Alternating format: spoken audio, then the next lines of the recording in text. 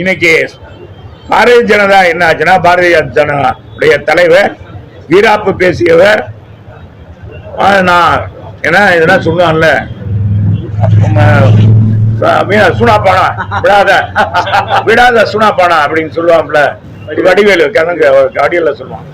அடிவாங்க அடி கொடுப்பாங்க, அடே நம்ம கேரக்டரை விட்டுறக்கூடாது, யாரும் பார்க்கலையே அப்படி இப்படின்னு பார்ப்பான். அது மாதிரி இப்ப அண்ணாமலையும் மாட்டிக்கிட்டார். எப்படின்னா, இன்னைக்கு பாரதிய ஜனதா மைனாரிட்டி அரசாக மாறிவிட்டது. மத்தியில் எந்த பில்லும் பாஸ் பண்ண முடியும். இங்க பாருங்க, இன்னைக்கு கூட ஒரு செய்தி வந்திருக்கு, நேரடி நியமனம் இருக்கக்கூடாது கொண்டு வந்துட்டாங்க, யூபிஎஸ் அறிவிச்சு. இன்னைக்கு மத்திய அரசு வாபஸ் வாங்கிருச்சு. காரணம், அனைத்து கட்சியும் எதிர்க்கிறது. இதுக்கு முன்னால எந்த இது கொண்டு வந்தாலும், கடந்த ஆட்சியில எந்த சட்டங்கள் கொண்டு வந்தாலும் அவங்க நிறைவேற்றி ஆவாங்க. ஆனா இப்ப உடனடியாக இப்ப பாரதிய ஜனதா போக்கில் மாற்றம் கண்டு விட்டது என்பதுதான் நிதர்சனமான உண்மை. என்ன தலைவரே உண்மை. அதனால அவர் மாட்டிக்கிட்டாரு, அவர் இவர்கிட்ட மாட்டிக்கிட்டாரு. இவங்களுடைய ஆதரவு தேவை, திமுகவுடைய ஆதரவு பாரதிய ஜனதாவுக்கு தேவை. அண்ணாமலை நான் சொல்லவா, தப்பா போயிடும். நீங்க ஒரு அது மிம்ஸ் மாதிரி போடுவீங்க. அதாவது 2-3 நாளைக்கு முன்னால அவரு அண்ணாமலை போட்டு திமுக சகோதரர்கள் அதே நடு ரோட்ல வெட்டியிருக்காங்க. என்ன அர்த்தம்னா, இந்த அண்ணாமலை திராவிட முன்னேற்ற கழகத்தையும் அந்த தலைவர்களையும் மிக கேவலமாக பேசினார். தேர்தல் நேரத்தில் தரைக்குறைவாக பேசினார். இப்ப அவர் சொல்றார், அரசியல்ல ஒரு விமர்சனத்துக்கு ஒரு எல்லை வேணும் அப்படின்னு சொல்ற அண்ணாமலை திராவிட இயக்கங்களுடைய தலைவர்களை ரொம்ப கேவலமாக பேசியவர் அண்ணாமலை. அது குறிப்பா திமுகவை பற்றி மிக கேவலமாக பேசினார். அப்படி பேசியவர் கலைஞர் நூற்றாண்டு விழா கொண்டாடுகிற நேரத்தில் இந்த நாணயம் கொடுக்குறாங்க இல்லையா, நாணயம், கலைஞர் நூற்றாண்டு விழா நாணயம், இந்த 100 ரூபாய் நாணயம் வழங்குற அந்த நிகழ்ச்சியில் முதல்வர் கைபேசியில் அழைத்தவுடன் ஓடி சென்று கலந்து கொண்டார். கைபேசியில் அழைத்தவுடன் போய் சென்றார். இதே மாதிரி ராஜ்நாத் சிங் வந்தார், அத ஆகா ஓகோன்னு புகழ்ந்தார்கள். அப்ப இன்னைக்கு நான் அண்ணாமலை கேட்கிறேன், திராவிட இயக்கத்துடைய இப்ப கலைஞரை பற்றி மிக அற்புதமாக ராஜ்நாத் சிங் பேசுறார். இந்தியாவுக்கே வழிகாட்டியாக இருந்தவர், அப்படி இப்படி செஞ்சவர், அவருடைய ஆட்சியில பல முன்னேற்றங்கள் நடந்து வச்சிருந்தார். அதுக்கு முன்னால உங்களுக்கு தெரியும், தேர்தல் நேரத்தில் மோடிஜி வந்தார், எங்க தலைவரை வானலாக புகழ்ந்தார், எங்க அம்மாவை வானலாக புகழ்ந்தார். இவங்க ஆட்சி மாதிரி கிடையாது, இவங்க தான் முன்னோடியாக இருந்தார்கள் என்று புகழ்ந்தார். ஆக திராவிட ஆட்சியில் இந்த திராவிட கழகங்கள் ஆட்சி நடத்திய காலங்கள் 70 ஆண்டுகள் பின்னோக்கி சென்று விட்டு என்று சொன்ன அண்ணாமலை மாட்டிக்கொண்டார் என்பதற்கு தான் ஆட்ட வெட்டினதா அர்த்தம். அதான் அர்த்தம் நினைக்கிறேன். அது கூட வழக்கு நடக்குது. நீங்க அண்ணாமலை என்ன சொல்ல போறாருன்னு தெரியல. இதுக்கு போய் அண்ணாமலை சொல்றாருன்னா, கத்துக்குட்டி அண்ணாமலை தான் இந்த மாதிரி பேச முடியும், வேற யாரும் பேச முடியாது. ஏன்னா நடந்ததே சொல்றாரு, அது உண்மை என்னன்னு சொல்லணும்ல. ஏன் இதே அண்ணாமலை கலைஞரை பத்தி எவ்வளவு மோசமா பேசினாரு, இப்ப மாறிட்டாரு. எப்படி மாறினாரு? கூப்பிட்டோன்னா ஓடுறீங்க. யாரு இப்ப கத்துக்குட்டின்றது பார்த்து மாமன் மச்சனை இருப்பாங்க கரூர்லயா, அந்த எந்த மாவட்டம், அந்த இல்லையா இருக்கும் தெரியல. இவர் என்ன சுற்றிப்பு, இவர் அகில இந்திய தலைமை தான் பாரதிய ஜனதா. நாளைக்கே அண்ணாமலையை தூக்குனதுதான், அது அகில இந்திய தலைமைக்கு கட்டுப்பட்டதுங்க. இவர் சொல்லி எல்லாம் கூட்டணி வைக்கிறதெல்லாம் இல்லை. இவர் சொல்லியா கூட்டணி வைப்பாங்க?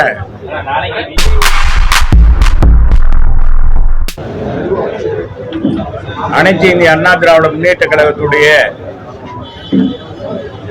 கழக பொதுச் செயலாளர், முன்னாள் முதலமைச்சர், மாண்புமிகு எதிர்க்கட்சி தலைவர் புரட்சி தலைவர் எடப்பாடியாருடைய மேலான ஆணைக்கிணங்க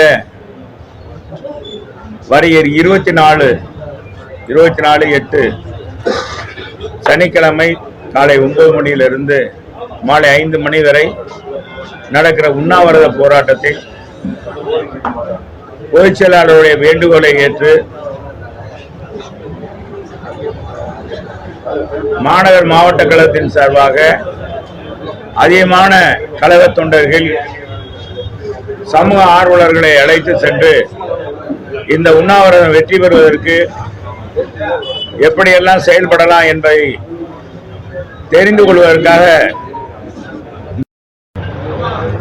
என்பதை தெரிவிச்சுக்கிறேன். இந்த உண்ணாவிரத போராட்டம் ஏன் என்பதை எங்க பொதுச் செயலாளர் ஏற்கனவே விரிவாக எடுத்து சொல்லியிருக்கிறார். மதுரை, தேனி, திண்டுக்கல் மாவட்டங்களில் பெரும்பகுதி வாழ்கிற முக்குளத்து சமுதாயத்தின் ஒரு பிரிவாக இருக்கின்ற பிரமலை கல்லர் சமுதாயத்திற்கு வெள்ளையர் ஆட்சியில் கொண்டு வந்த இந்த கல்லர் சீரமைப்பு துறையை இன்றைக்கு இந்த ஆட்சியாளர்கள் மூடு விழா காணுகின்ற வகையில் கல்லர் பள்ளியையும் கல்லர் விடுதியையும் மாணவர் விடுதியையும் கல்லர் சீரமைப்பு துறையையும் இன்றைக்கு மூடு விழா காணுகின்ற இந்த சூழ்நிலையை கண்டித்து நம்ம பொதுச் செயலாளர் ஏற்கனவே 17ஆம் தேதி ஒரு கடிதம் அனுப்பினார். அண்ணா திராவிட முன்னேற்ற கழகத்தின் சார்பாக இந்த மாதிரி நாங்கள் வன்மையாக கண்டிக்கிறோம். இது வெள்ளையர் காலத்திலே கொடுக்கப்பட்டது. இந்த உரிமை ஒரு சுதந்திர போராட்ட தியாகிகள் கைரேகை சட்டத்தை எதிர்த்து போராடிய 17 பேர், ஒரு மாயக்கால் என்ற ஒரு பெண் உட்பட 17 பேர் உயிரிழப்பை சமாளிப்பதற்காக அன்றைக்கு பெரிய ஒத்துழைப்பை ஏற்படுத்திய இந்த சமுதாயத்தை ஒரு கட்டுக்குள் கொண்டு வருவதற்காகவும் மிகவும் வீரமும் தீரமும் மிக்கவர்களாக இருக்கிறார்கள். இவர்களை கல்வித்துறையில் ஈடுபடுத்தி பள்ளி படிப்பை கொடுத்து கல்வியை கற்றுக் கொடுத்து அவர்களை ஒரு நிலைப்படுத்த வேண்டும் என்ற அடிப்படையில் அந்த அரசு கொண்டு வந்தது. இதற்கு ஆக ஒரு காமன் ஃபண்டே உருவாக்கப்பட்டது. அப்படிப்பட்ட வரலாற்று சிறப்புமிக்க 100 ஆண்டுகளுக்கு பழமையான ஒரு கல்லர் சீரமைப்பை இன்றைக்கு கெடுக்கின்ற வகையில், அது குந்தகம் விளைவிக்கின்ற வகையில், அதை மூடு விழா காணுகின்ற வகையில் திராவிட முன்னேற்ற கழக அரசு முனைந்திருப்பதை கண்டிக்கிறோம் என்று ஏற்கனவே பொதுச் செயலாளர் அறிவித்தார்கள். அறிவித்து இவ்வளவு நாள் ஆகியும் இதுவரை ஒன்றும் எந்தவித நடவடிக்கையும் சொல்லவில்லை. எனவே திமுக அரசை கண்டித்து மாபெரும் உண்ணாவிரத போராட்டத்தை பொதுச் செயலாளர் அறிவித்திருக்கிறார். அந்த அறிவிப்பு கணங்க தான் இன்னைக்கு இந்த ஆலோசனை கூட்டம் நடைபெறுகிறது. குறிப்பாக உங்களிடத்தில் நான் சொல்லிக் கொள்வது, சட்டமன்றம் நடக்கின்ற பொழுதே, அலுவல் ஆய்வு கூட்டத்தில் நடக்கும்போதே முடிந்தவரை சட்டமன்ற அலுவலகத்தில் அந்த இடைவேளை நேரத்தில் இதனுடைய பிற்பட்டத்துறை அமைச்சராக இருக்கின்ற மாண்புமிகு அமைச்சர் கண்ணப்பன் அவருடைய இடத்துல நானும் புறநகர் கிழக்கு மாவட்ட செயலாளர் ராஜன் செல்லப்பா அவர்களும் மற்றும் திண்டுக்கல் சீனிவாசன் அவர்களும் கழக பொருளாளர் அவர்களும் நேரடியாக சென்று, என்னங்க இந்த பள்ளியெல்லாம் நீங்க இந்த மாதிரி எங்க கல்லர் சீரமைப்பு பள்ளியிலே நீங்க வந்து மூடு விழா காணுற மாதிரி இருக்கே, என்ன அது மாதிரி இல்லை, யார் சொன்னது அப்படின்ற.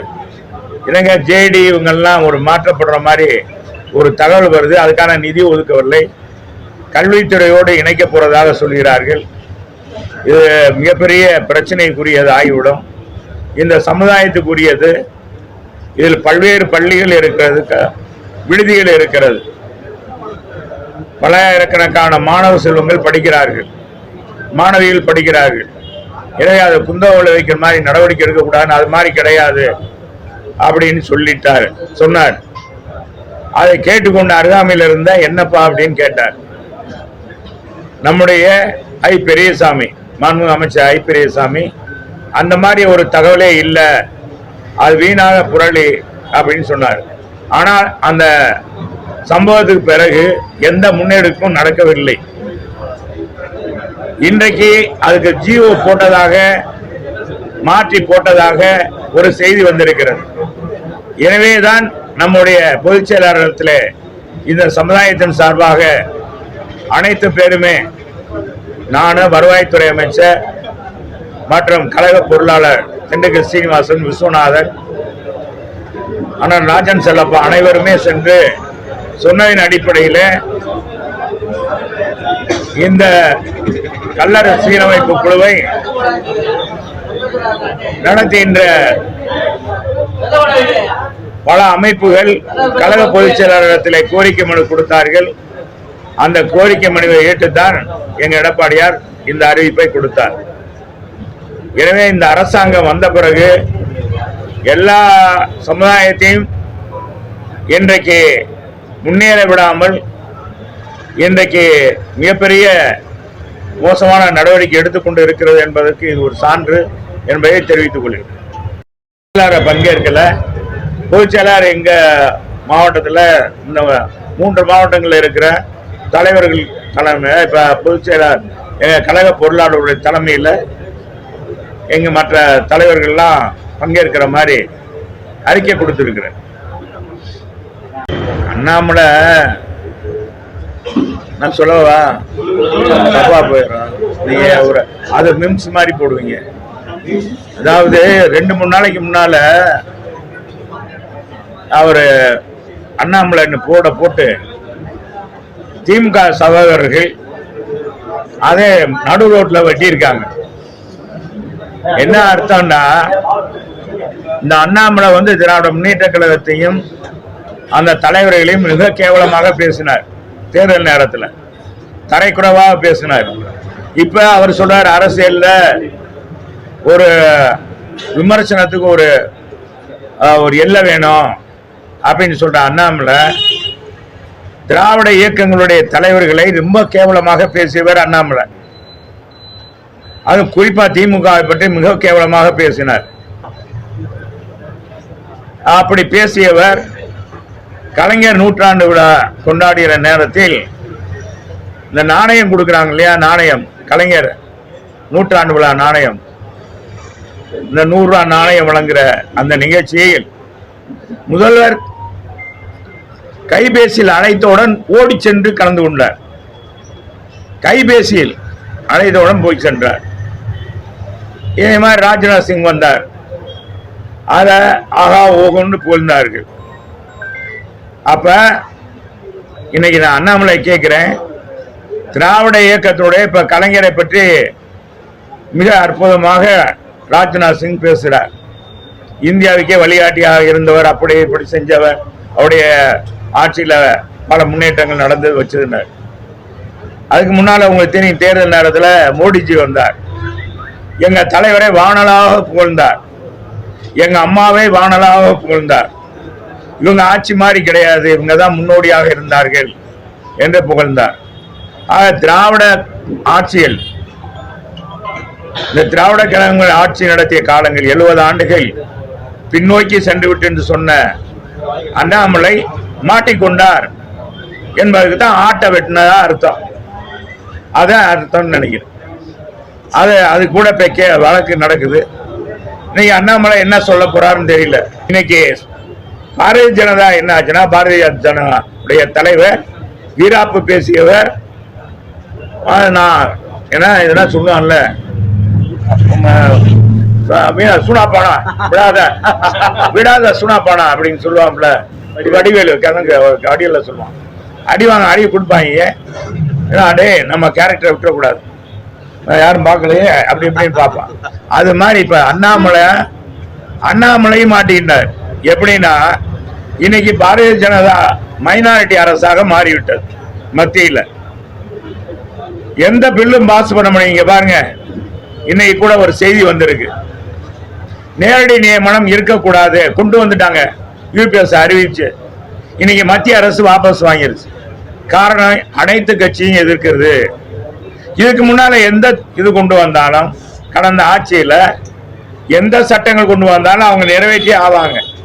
ஆனா இப்ப உடனடியாக இப்ப பாரதிய ஜனதா போக்கில் மாற்றம் கண்டு விட்டது என்பதுதான் நிதர்சனமான உண்மை. என்ன தலைவரே உண்மை. அதனால அவர் மாட்டிக்கிட்டாரு, அவர் இவர்கிட்ட மாட்டிக்கிட்டாரு. இவங்களுடைய ஆதரவு தேவை, திமுகவுடைய ஆதரவு பாரதிய ஜனதாவுக்கு தேவை. இதுக்கு போய் அண்ணாமலை சொல்றாருன்னா கத்துக்குட்டி அண்ணாமலை தான் இந்த மாதிரி பேச முடியும், வேற யாரும் பேச முடியாது. ஏன்னா நடந்ததை சொல்றாரு, அது உண்மை என்னன்னு சொல்லணும்ல. ஏன் இதே அண்ணாமலை கலைஞரை பத்தி எவ்வளவு மோசமா பேசினாரு, இப்ப மாறிட்டாரு. எப்படி மாறினாரு? கூப்பிட்டோன்னா ஓடுறீங்க. யாரு இப்ப கத்துக்குட்டின்றது பார்த்து மாமன் மச்சனம் இருப்பாங்க கரூர்லயா, அந்த எந்த மாவட்டம் அந்த இல்லையா இருக்கும் தெரியல. இவர் என்ன சுவிட்ச், இவர் இவர் அகில இந்திய தலைமை தான் பாரதிய ஜனதா. நாளைக்கே அண்ணாமலையை தூக்குனாலும் தூக்குனதுதான், அது அகில இந்திய தலைமைக்கு கட்டுப்பட்டதுங்க. இவர் சொல்லி எல்லாம் கூட்டணி வைக்கிறதெல்லாம் இல்லை. இவர் சொல்லியா கூட்டணி வைப்பாங்க?